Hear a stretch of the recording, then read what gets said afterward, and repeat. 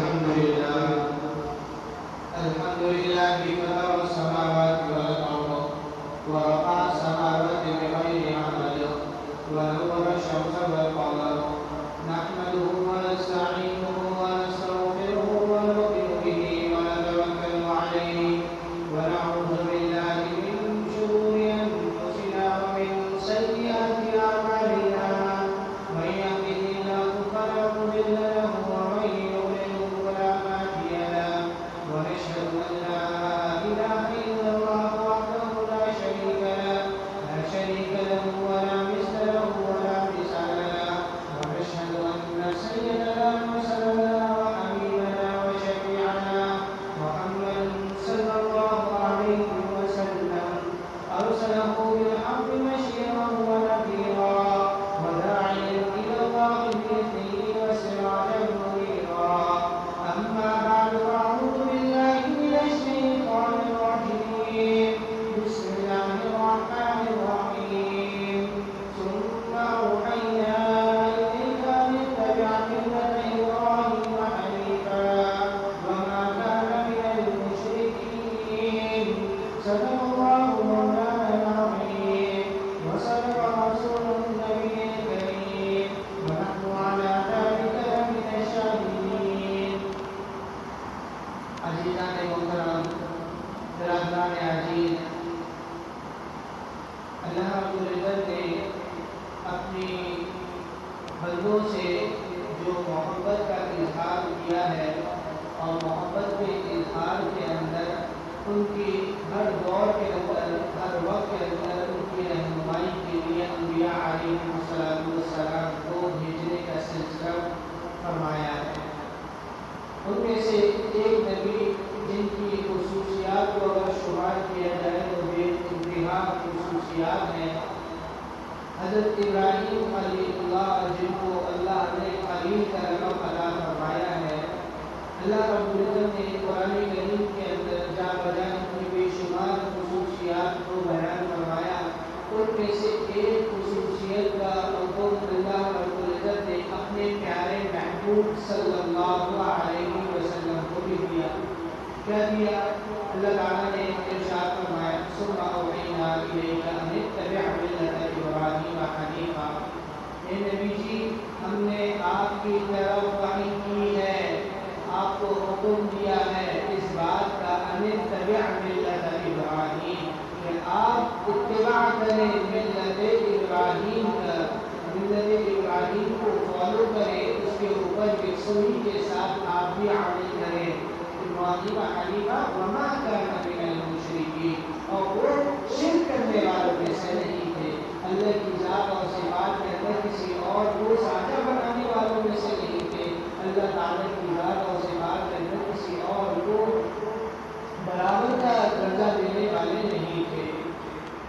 یہ اللہ کے پیارے محبوب علیہ السلام کو اس بات کا حکم دیا جا رہا ہے کہ آپ ملت ابراہیم کو فالو کریں، ملت ابراہیم کی پیروی کریں. اسی کے ساتھ ساتھ ہر دور کے اندر یہودی اور نصرانی نے بھی کہا ما کان یہودی ولا نصرانی ولکن کان حنیفا مسلما وما کان من المشرکین. یہودی کہتے تھے کہ حضرت ابراہیم جو ہے یہودی تھے، ہم اسی وجہ سے ان کو فالو کرتے ہیں. نصرانی کہتے تھے کہ حضرت ابراہیم نصرانی تھے، ہم ان کو فالو کرتے ہیں. تو اللہ نے ان کا جواب دے دیا ما کان ابراہیم یہودیا ولا نصرانیا ولکن کان حنیفا مسلما وما کان من المشرکین. ابراہیم نہ تو یہودی تھے نہ نصرانی تھے، وہ تو یکسو مسلمان تھے، یکسوئی کے ساتھ اسلام کو قبول کرنے والے تھے، اور نہ وہ جو ہے کسی کو اللہ تعالیٰ کی ذات کے ساتھ اور صفات کے ساتھ کسی اور کو شریک ٹھہرانے والے نہیں تھے، کسی اور کو ساجھا ماننے والے نہیں تھے. یہ ابراہیم علیہ السلام کی ملت کا ایک اسٹیٹس کو بیان کیا جا رہا ہے کہ وہ توحید کو بیان کرنے والے تھے، توحید کے لیے جدوجہد کرنے والے تھے، توحید کے اوپر اپنی ساری زندگی کو انہوں نے صرف کر دیا. عقیدہ توحید کی آبیاری کے لیے انہوں نے اپنی زندگی کی تمام تر مصروفیات کو ترک کر کے صرف اسی عقیدہ توحید کی نشر و اشاعت کی دعوت دی. کیسے دعوت دی؟ آپ لوگوں نے سورہ مریم کے اندر پڑھا ہوگا واذكر في الكتاب إبراهيم إنه كان صديقا نبيا إذ قال لأبيه يا أبت لم تعبد ما لا يسمع ولا يبصر ولا يغني عنك شيئا. اے ابا جان، آپ کو کیا ہو گیا؟ آپ کن لوگوں کی عبادت کرتے ہیں؟ آپ ایسے لوگوں کی عبادت کرتے ہیں جو نہ تو سنتے ہیں، جو نہ دیکھتے ہیں، جو نہ نفع پہنچا سکتے ہیں، نہ ہی جو ہے کوئی ضرر کو دور کر سکتے ہیں. تو آپ کو کیا ہو گیا؟ کیا آپ ایسی چیزوں کی عبادت کرتے ہیں جو نہ آپ کو دیکھتا ہے، نہ آپ کو سنتا ہے، نہ آپ کی جو ہے تکلیفوں کو دور کر سکتا ہے، نہ آپ کی پریشانی کے وقت آپ کی پریشانیوں کو ختم کر سکتا ہے؟ اور ایسی چیزوں کی عبادت کرنا، ایسے بتوں کی عبادت کرنا جو نہ آپ کی سنتا ہے، نہ دیکھتا ہے، نہ آپ کی جو ہے کوئی مصیبت کو دور کر سکتا ہے، تو ایسی چیزوں کی عبادت کرنا یہ بیکار ہے. تو انہوں نے جواب میں کیا کہا کہ ہم نے تو اپنے آبا و اجداد کو اسی کے اوپر پایا ہے، آبا و اجداد کو یہی کرتے ہوئے دیکھا ہے، وہ ان کی عبادت کرتے تھے، ہم بھی ان کی عبادت کرتے ہیں. اور پھر کہا کہ اگر تم نے ان کی عبادت سے روگردانی کری، ابا جان تمہیں کہہ رہے ہیں حضرت ابراہیم کے، ابراہیم اگر تم نے ان کی روگردانی کی، ان کی عبادت سے منہ پھیرا، تو ہم تجھے لرجمنا، کہ ہم تجھے سنسار کر دیں گے، ہم تجھے سنگین ترین جو ہے سزا کے اندر مبتلا کر دیں گے، تیرے لیے آزمائش کے پہاڑوں کو ہم کھڑا کر دیں گے. تو انہوں نے کہا کہ ابا جان میں تو ان کی عبادت نہیں کر سکتا، ابا جان میں تو ان کی عبادت نہیں کر سکتا، میں تو جو ہے اس اللہ کے اوپر ایمان لے کر آتا ہوں جو کہ دونوں جہان کا پالنہار ہے، جو کہ ضروریات کو پورا کرنے والا بھی ہے، رزاق بھی ہے، مالک الملک بھی ہے. اور میرے اختیار کے اندر تو اتنا بھی نہیں ہے کہ میں اپنی ضروریات کو اپنے خود سے پورا کر سکوں. قل لا املک لنفسی شیئا، کہ اے نبی آپ کہہ دیجیے، اے ابراہیم آپ کہہ دیجیے مجھے تو اتنا بھی اختیار نہیں ہے کہ میں کسی چیز کو اپنے ہی اختیار سے پورا کر سکوں.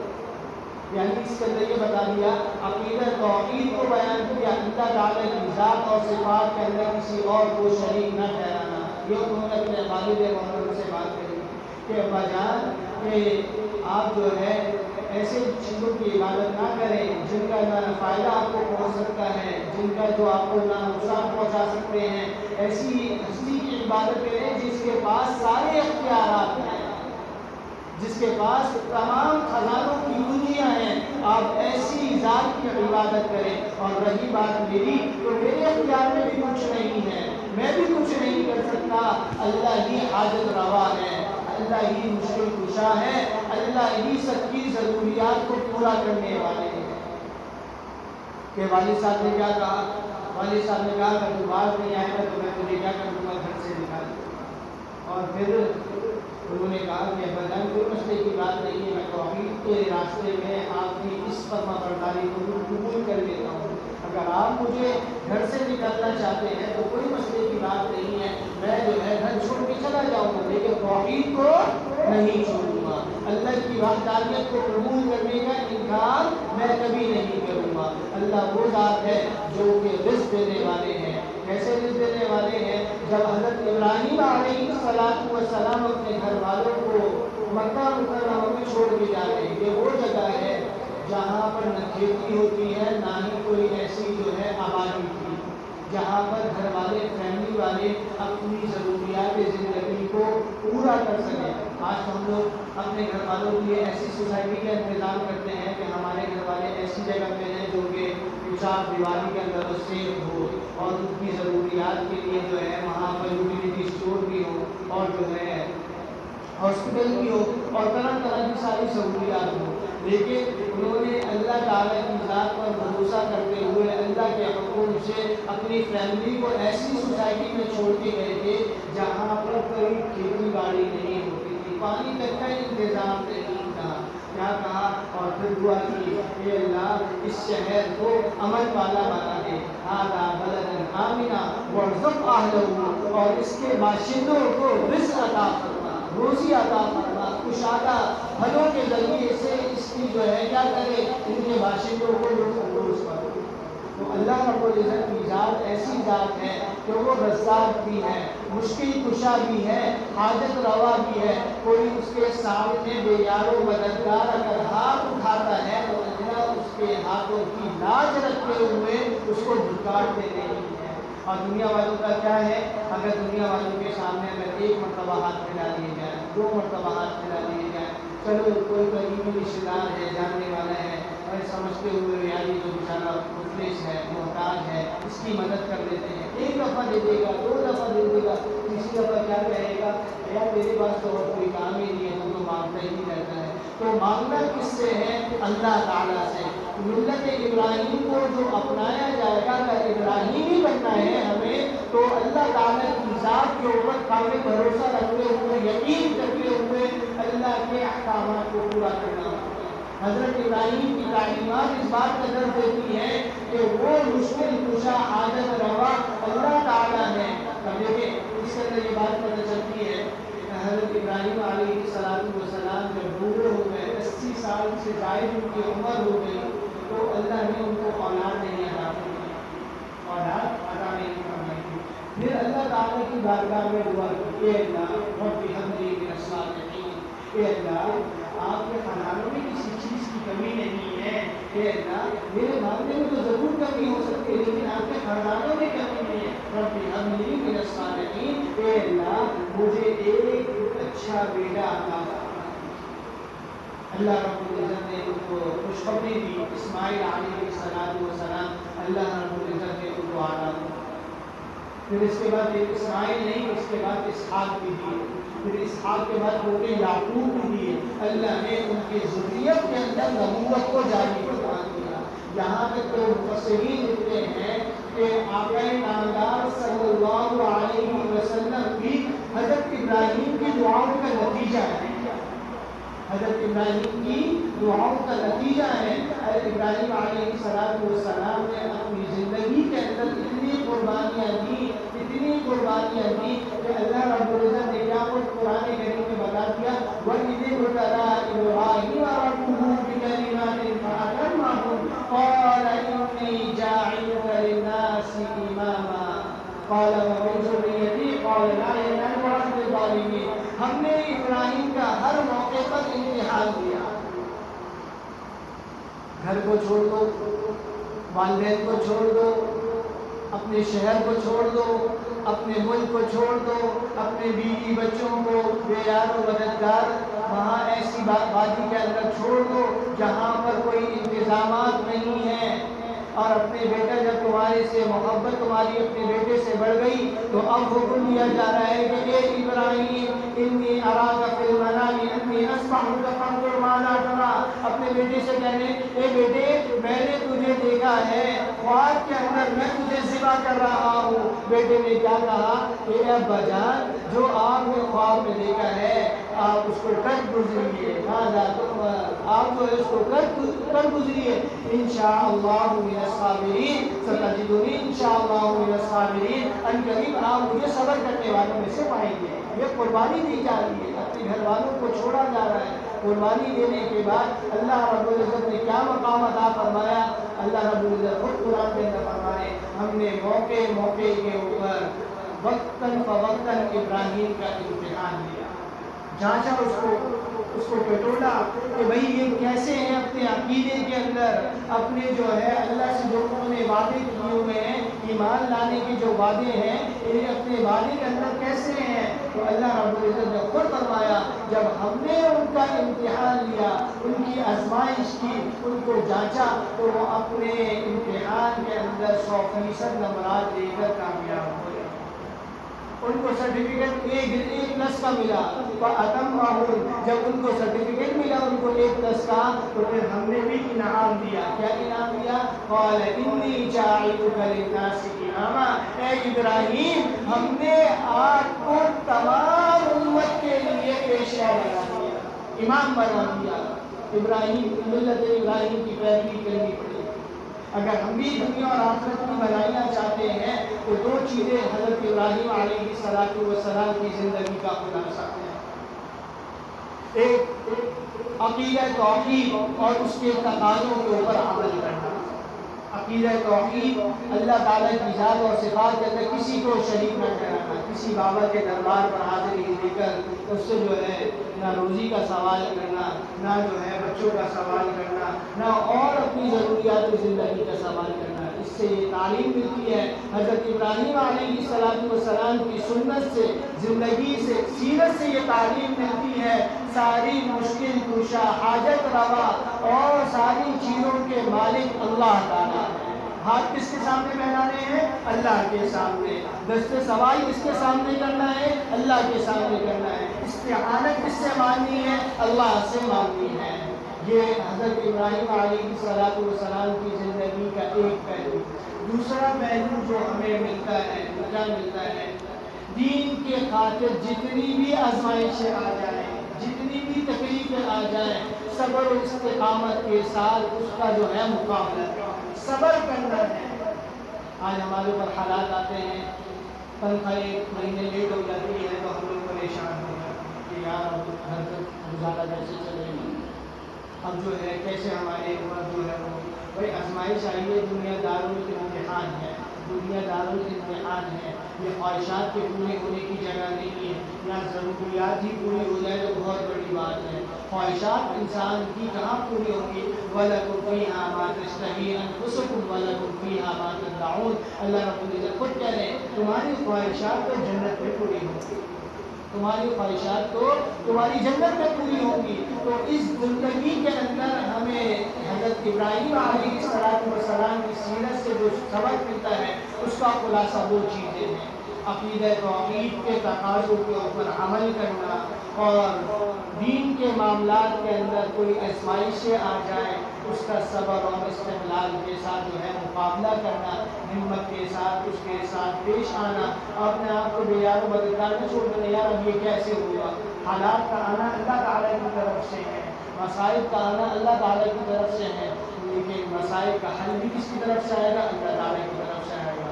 اور اس کو اللہ نے خود بیان فرمایا، جب اللہ تعالیٰ کی مدد کو حاصل کرنا ہے تو دو چیزوں کا اہتمام کرو۔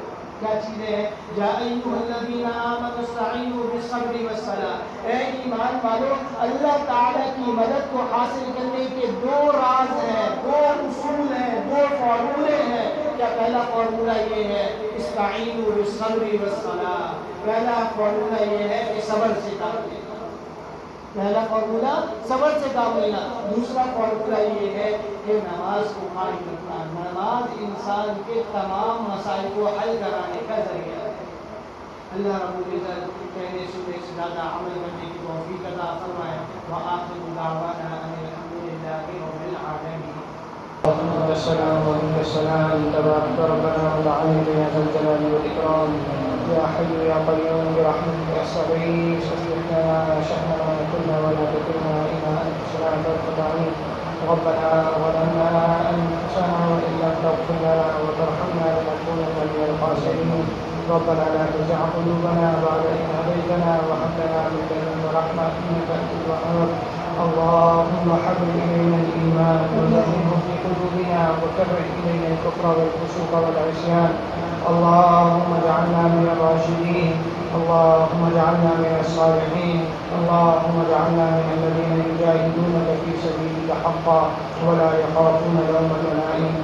الہ العالمین، ہمارے تمام صغیر کبیر گناہوں کو معاف فرما، رات کے دن کے گناہوں کو معاف فرما، اجتماعی انفرادی گناہوں کو معاف فرما، جو دن کے اجالے میں کیے، رات کے اندھیروں میں کیے، انفرادی کیے، اجتماعی کیے، سارے گناہوں کو جاننے والے اللہ ہمارے تمام گناہوں کو معاف فرما، ہماری سچی توبہ کرنے کی توفیق عطا فرما، اپنی رضا والی زندگی گزارنے کی توفیق عطا فرما، اپنا تقوی، اپنی خشیت، اپنا معرفت، اپنا دھیان ہمیں سہنے کو نصیب فرما، نمازوں کا اہتمام کرنے کی توفیق عطا فرما، قرآن کی تلاوت پر شوق پیدا فرما، ذکر کی حلاوت ہمیں نصیب فرما، آپ کے سامنے رونے والا بنا، آپ کے سامنے اپنے دکھڑے سنانے والا بنا۔ الہ العالمین، اس عمر کے بیماروں کو صحت عطا فرما، روحانی جسمانی صحت عطا فرما، پریشان حالوں کی پریشانی کو ختم فرما، مقروضوں کو قرض خلاصی نصیب فرما، بے روزگاروں کو حلال روزگار عطا فرما، اور حلال کے اندر انتہائی برکت پیدا فرما، حرام کے دروازوں کو بند فرما، حرام کے دروازوں کو بند فرما۔ الہ العالمین اہل فلسطین کے ہاتھ پر رحم فرما، اہل فلسطین کے ہاتھ پر رحم فرما، ان کے ظالموں کے ظلم سے نجات عطا فرما، ظالموں کے ظلم سے نجات عطا فرما۔ الہ العالمین اسرائیل والوں کو ہدایت عطا فرما، ان کے نصیب میں اگر ہدایت نہیں تو ایسے لوگوں کو گن گن کر چن چن کے ہلاک فرما، آپس میں کلمہ اختلاف پیدا فرما، آپس میں خون پیدا فرما۔ الہ العالمین مسلمانوں کے حوصلوں کو بلند فرما، مسلمانوں کو ہمت عطا فرما، مسلمانوں کے حال پر رحم فرما۔ اہل فلسطین کے شہداء کی شہادت کو اپنی بارگاہ میں قبول فرما۔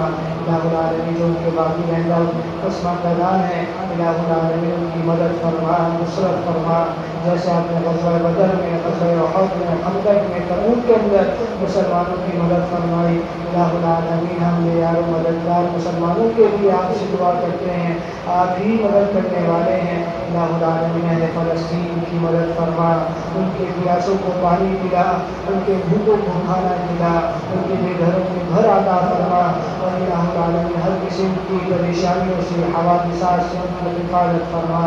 الہ العالمین مسلمان حکمرانوں کو عدل کے ناخن لینے کی توفیق عطا فرما، مسلمانوں کی مدد اور نصرت کے لیے کھڑا ہونے کی توفیق عطا فرما۔ الہ العالمین ہمارے ملک پاکستان کی بھی حفاظت فرما، اس میں بسنے والے ایک باشندے کی حفاظت فرما۔ الہ العالمین مسلمانوں کی عزت آبرو ایمان کی حفاظت فرما۔